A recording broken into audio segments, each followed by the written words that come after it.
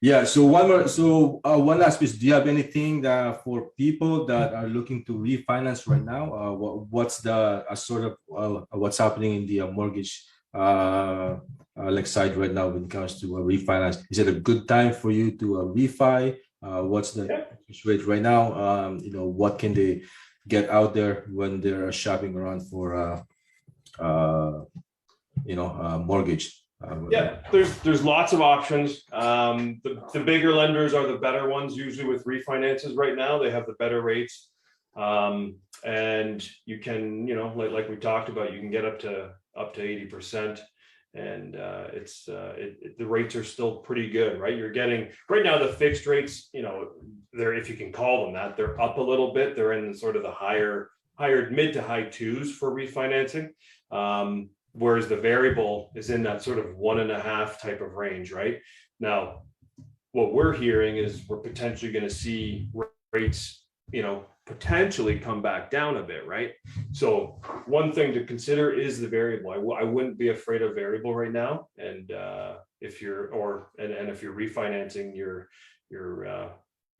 mortgage, you can also do different parts, right? So you can have what's called, let's say, a step mortgage, right? So you can have 3 different parts or 4 different parts of your mortgage. You can have a variable for, let's say, if we're taking $1 million, you could have of that 800 that you have access to, you could have 4 different parts: 200 as a variable, 200 as a fixed, 200 as a line of credit, maybe the other 200 on a 3-year term or something. So you can spread that out and diversify sort of your your risk appetite, right? Depending on what you're feeling is on rates. Because at the end of the day, you have to put your head down on your pillow and sleep at night and feel good about your rate, right? But what I'm saying right now is I'm liking the variable rate for the potential to see rates come down again, and at that point maybe lock into a lower fixed rate than we have today. That's absolutely right. Because a lot of people thought that, and that they're so afraid of getting into the variable. I'll think that, oh yes, it's gonna go up. It's gonna go up. The last time that when I went to fixed, I know. Yeah. regretted it, and because it's all about fear, right? I mean, when when the rate goes up, it doesn't go up in from 1% to all the way up to 3, right? There's a process. There's a gradual process that needs to go through.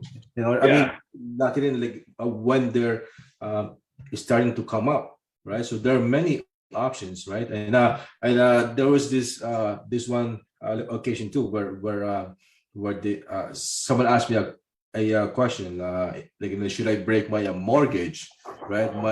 My fixed rate to get into a variable, and in some cases you might it's much more wiser to actually break your fixed rate and go down to a lower variable, right? I would say if you're in the mid to high twos, or anywhere in the threes, or anywhere, 4s, 5s, whatever you're in, anything over, I would say mid twos, you could you could safely consider just switching just for the lower variable rate at this point, right? Even paying the penalty, right? And there are penalties. That's probably one thing that I didn't mention when I was talking about the refinances, is that when you break your mortgage, you could potentially be paying a penalty. It depends on the situation, but in most cases, especially right now, if you take the variable, that penalty is going to be paid for in a pretty short period of time. So maybe if the penalty's $5,000 or $6,000 or $8,000, you're probably saving, you could be saving twice that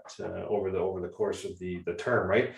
And you don't pay that money out of your pocket. That money, all the costs to do with your refinance come off of the refinance. So let's say if the penalty is $5,000, that's going to come off of, let's say, the 200 that you take out. So you'd end up with 195, right? So you don't have to pull money out of your pocket necessarily to do the refinance. So it's all incorporated into the equity takeout.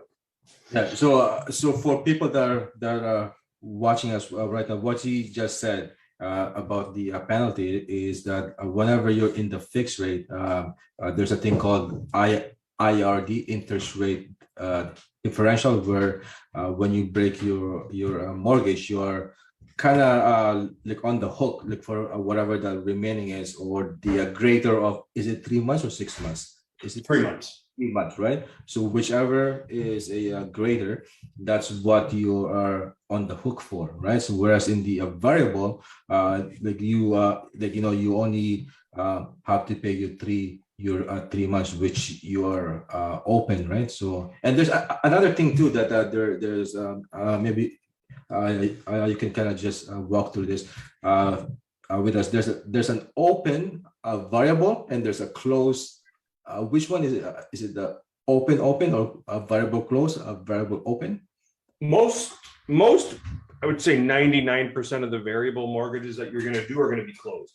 So there are variable open mortgages, but the rates are higher. You're going to pay even more than a line of credit. They're usually prime plus 0.8, for example. So today you're paying over 3% for that, right? So that may make sense in some situations. Let's say if you are a house flipper or something and you want to be able to, have that flexibility within 6 months to a year, that might be a good option to take that variable open. But most people take a variable closed mortgage, and that still gives you the options of locking into a fixed rate at any time, and it gives you the cheaper penalty of 3 months interest. So that's another bonus. You're right, Alex, like you said there, of the variable, the penalty is 3 months interest. So it's a very flexible product, and that's on the close. So yeah.